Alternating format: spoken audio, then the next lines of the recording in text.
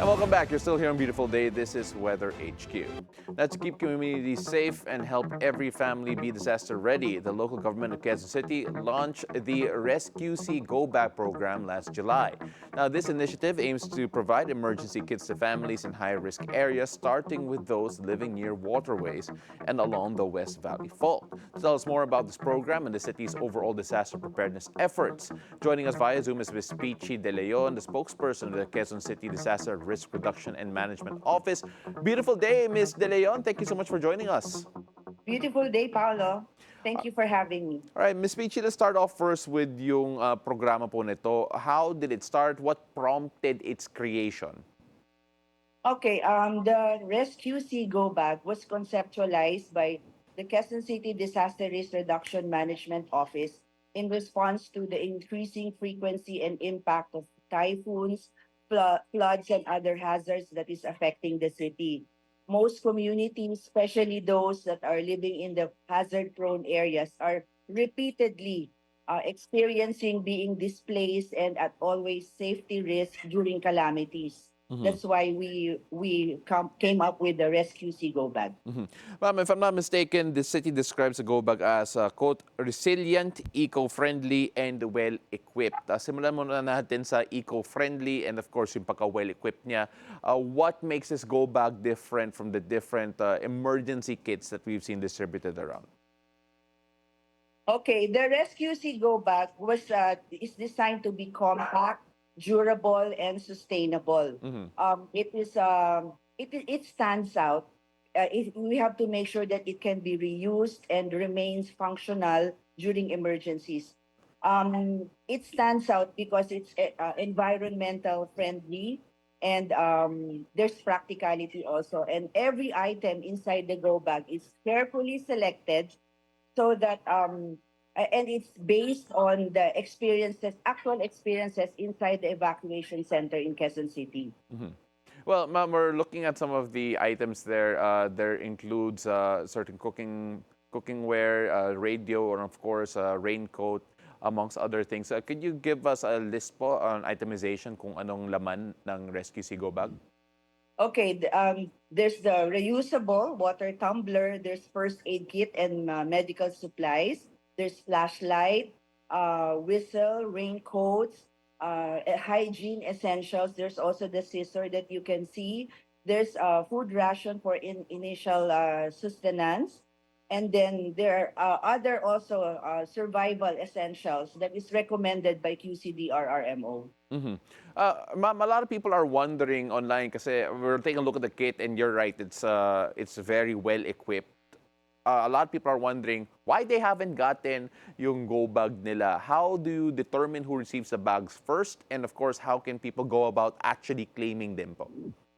Okay, the Rescue Sea Go Bag, the priority are those families living in the hazard-prone areas and have been previously evacuated. Meaning, maybe 3 to 4 times you are already evacuated, so you are in the record also for you have evacuation records also. So that's the first priority. Mm-hmm. Uh, we prioritize also the less fortunate ones who cannot afford to make or provide their own go bags. So that's the list. And the criteria is you have to be validated by the SSDD or the Social Security and Development Department of the Quezon City government through the original evacuation record and the original hazard mapping. And then this is coordinated through the barangay and community relations department and also the barangay officials. Mm-hmm. Ma'am, I want to focus here on yung distribution niya because a lot of people are concerned about yung fairness and transparency, making sure that the go bags are distributed to the proper areas. You mentioned po may mga priorities po kayo, but can you Yeah. give us a example or rather give us the methodology of making sure that the distribution is both transparent and of course efficient when it comes to giving this to those who need it the most po? Okay, the distribution is very fair and transparent kasi meron tayong validation process. There are multi-agencies involved for the validation process, namely the SSDD, the QCDRRMO, the Mhm. barangay disaster risk reduction management committees, they validate the beneficiaries. There's a beneficiary list, and this is check, counter check, cross check through the evacuation records. Like what I said kanina, you have to probably 3 to 4 times being evacuated and you stayed in the evacuation center. And there's also the hazard mapping if you are living within the hazard prone area. So that's the validation process. And the distribution is done on site with Mhm. attendance sheets and acknowledgement receipts. And you have to attend the seminar. So after the seminar, instead of a certificate, you will receive a certificate. You will receive the RESQC Go Bag. Mm. So in other words, it's not just a distribution po, may education involved in terms of Yes. actually distributing these go bags. Tama po ba? Yes. So in the future, the city aims to widen the coverage of the distribution, probably also the low risk at low risk na mga communities, but that is in the future phase of the distribution. That's Mhm.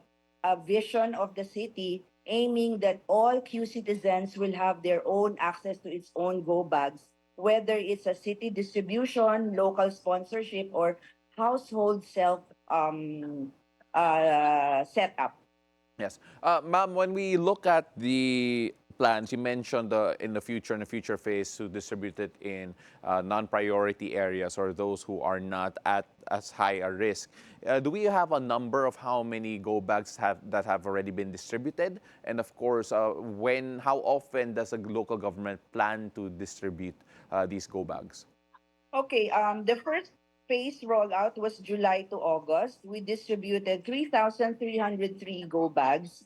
Out of the 3,303, 2,863 were distributed and 900 plus were unclaimed, probably due to beneficiary relocation or the conflict in their schedules. But then the future nga phase will hopefully will distribute to all other at-risk na communities, and hopefully those that are at risk marireach namin sila by the end of the year. Mhm.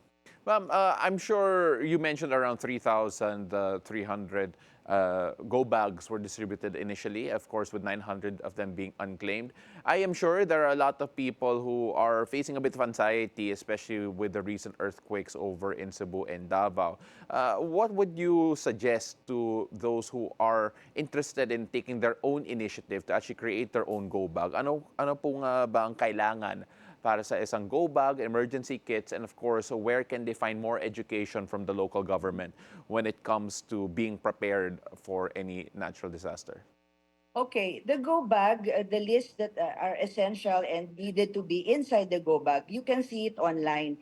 And the QCDRRMO, we conduct seminars and other workshops and education, community-based. So we go down to the barangays, we do seminars, and part of the seminar is telling them to prepare their own go bag and what to be inside the go bag. Kasi it has to be fitted kung ano yung needs ng your own family. For example, you are 5 in your family. So you have to make sure that the go bag is up for five people in your family. And then if you have babies, you have to put also milk and some toys for the kids. And if you have fur babies, you can also put some food essentials for your pets also. So it's all everything there is done online. You can see it online. There are suggestions on how to make your own go bag. So parang in my previous interviews, I have been encouraging the Q citizens na it's actually better. Like myself, I make my own rescue bag or go bag. And then I put also the important documents. I place it in a plastic envelope so that come there's a emergency, I can just grab it and go to open spaces. Well, Ms. Peachy, we really appreciate all of the information that you've given, of course, and also how people can reach out to you. We'd also like to say thank you for emphasizing yung mga fur babies po natin, because kanina pa we've heard your fur baby nearby, and that put a smile on my face po. Thank you so much for joining us, Ms. Peachy de Leon. Thank you so much for your insights, and hopefully we can talk to you again soon. Maraming salamat po. Thank you. You're welcome. Bye-bye.